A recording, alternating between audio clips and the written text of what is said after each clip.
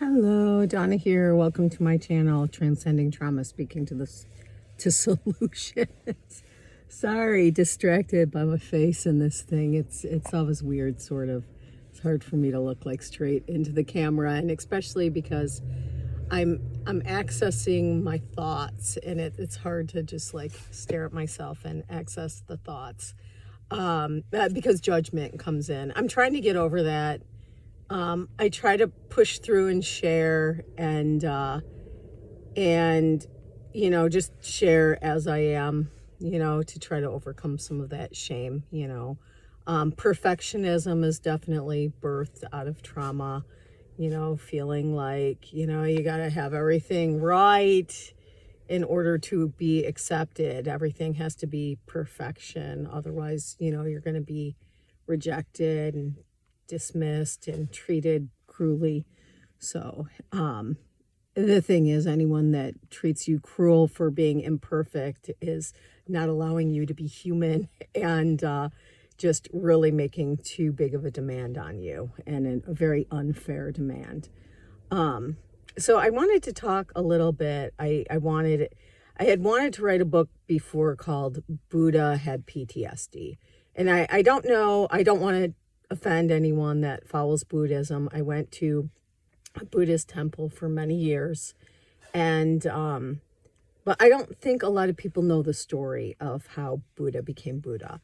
And so I wanted to share that story, and I wanted the title of this to be, which it probably will be, and I hope it doesn't cut out before I can film this, is Are You Like Buddha?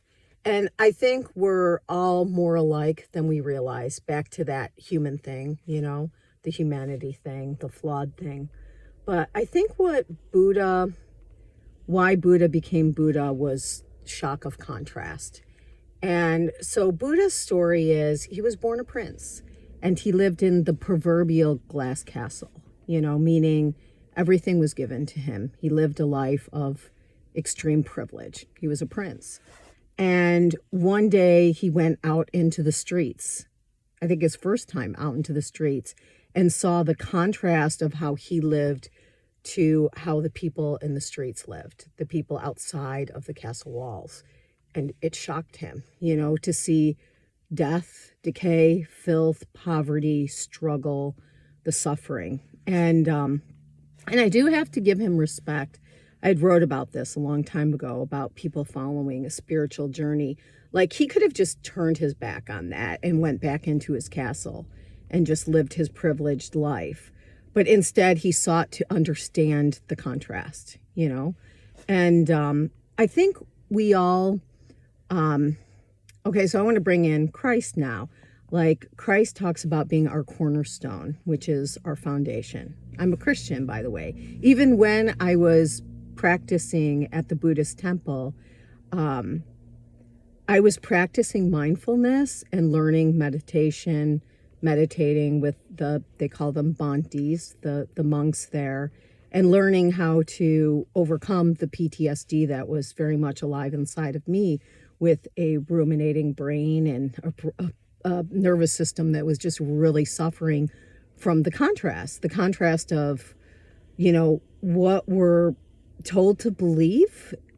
And I think that really what is inside of our body, the love and connection that should happen within families and relationships, and the experience that I had, the cruelty and the mistreatment, the neglect, the emotional abuse, sometimes physical abuse, many mistreatments. The word abuse, I had learned, means, just misusing something, and so being used and misused. And so, I believe that, like, going there helped me with, mindfulness and that. And I believe that, Christ is my cornerstone, is my foundation. But what is a foundation? It's basically, what does Christ ask of us? He asks us to believe in him. And so our foundations are built on belief. So just like Buddha's belief system was crumbled with the contrast between the glass castle and the outside environment. Our belief systems are what our foundations are built on. And yeah, sometimes our foundations are built on, like, I learned that cruelty and mistreatment was just normal. That was my belief system. That was my foundation. That was just how relationships are. If someone's cruel to me or dismissive or, you know, all those horrible things that come from living through narcissistic relationships, that was just my norm, you know? So that was just my belief system. That was just how things are. So I wanted to point out, things always run both ways. Just like Buddha had shock of contrast when he went out into the streets, those people out in the streets would have the same shock if they went into the castle and started living the way he lived. They would have that same, like, shock of contrast, that crumbling of the belief system, like thinking that, well, they were conditioned with a belief system that life was suffering, life was a struggle, you know? So to see the other side of that is shattering to the belief system. So I'm sorry if it's kind of disjointed, but what I'm trying to make a point of is that, when we live through trauma, we definitely, and when we go into recovery, we go through a space of shock where the belief system is crumbled, where the contrast between what you believe and how you believe you should be treated and what a healthier way is, there's this imbalance, there's this big contrast. And in order to get to the other side, there has to be like this crumbling of a belief system, this shattering, and that can be really hard. Like even letting go of a belief system that I should be treated cruelly, that can be shocking to let go of. Like I even built in my own natural, we all do, coping mechanisms to handle being mistreated, such as the perfectionism, the people pleasing, and I leaned heavy on fantasy, even if it was small things like this is fantasy, like denial can be fantasy, like, oh, he just treated me like that because he was drunk. He really loves me. That can be a fantasy, a denial of reality. No, I'm being mistreated, whether he loves me or not. I'm being mistreated. So, are you like Buddha? Probably, most likely. Most likely you've suffered from shock of contrast and a jolt to your foundation, to your belief system. And so the point is that, just because I'm letting go of an unhealthy belief system that says, yeah, I should be rejected, I don't matter, I'm insignificant, this is what happened growing up in neglect. It's okay for people to say cruel, horrible things to me. It's okay to not be considered in things. It's okay to be left out and abandoned and, just horrible treatment, being told horrible things about your being,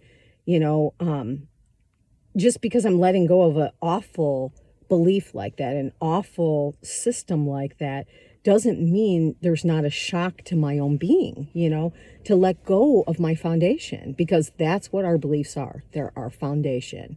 What we believe creates our foundation. So even if it's a horrible foundation, even if it was built awful, like think of a house being built, it's a shock, like think of it. Even if a house was built on a really bad foundation that needed a new foundation, I don't know, I don't build houses, but I'm imagining there's going to be some disruption to the other parts of the home in order to replace that foundation, maybe not, maybe they can go in and do it without disrupting anything. But I imagine, like, when you're building a person on a foundation of beliefs, when you take those out from under them, the rest of the house kind of comes crumbling down, So I guess we should think of it more as not just fixing the foundation, but ripping it out, the rest of the house will probably tumble. So, I guess too, like, to give yourself compassion, like, why is it so hard to let go of these negative things? Like, I know I deserve a better life. I know I want a better life. And it's because we've built our foundation on these things, and a lot of it's not our fault. We were born into systems, we were born into a society, and sorry, there's a message. But I'm just going to end with that. Just like, have compassion for yourself. Like, when you're trying to, heal and recover, and, the shock of contrast, and, setting up a new belief system, because that is our foundation. So that's why it's hard to let go of things, even if they're not good for us, Many, many other reasons too, but that's one of them. So anyways, hope this helps someone. Peace out.